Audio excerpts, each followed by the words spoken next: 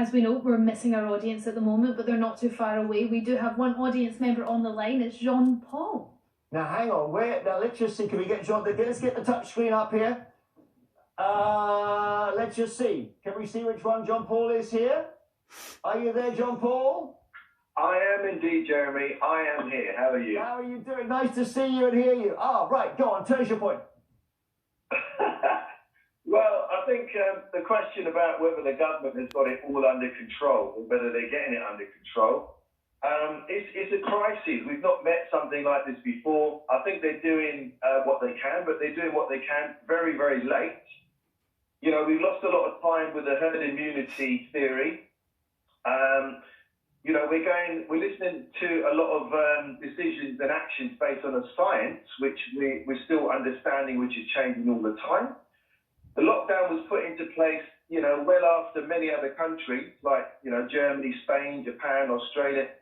We're still doing things as a herd up till mid-March, and we're suffering the consequences as a result of that with the high death rate, which we are still dealing with. The PPE for the NHS staff, like you guys have talked about, is still not sufficient for their needs. You know, their pay is not brilliant. We talked about it. But listen, we are where we are. As they famously say, we'll get to the blame later. There'll be a whole inquiry, and who knows, someone will get the blame for it. But how do you get out, Jean-Paul? How do you get to a situation where you can come back into our audience here in the studio without everybody catching it? Well, personally, what I think is that the lockdown, you know, which we're doing is the best way to go. But it has to be a proper lockdown, Jeremy. You said about, you know, if we do introduce, you know, a partial lapse in lockdown, come back together, suffer a second wave. The lockdown is the key, because are we having a proper lockdown? You know, we're still having people that are out and about. We still are suffering and struggling being indoors and want to get out.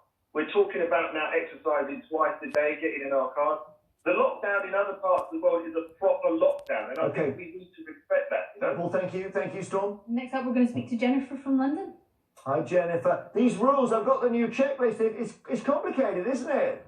Well, it's farcical at the moment, because you're either going to have a lockdown or you're not going to have a lockdown. And I could potentially get in my car today, drive for 2 hours, walk for 4, and drive back for 2 hours.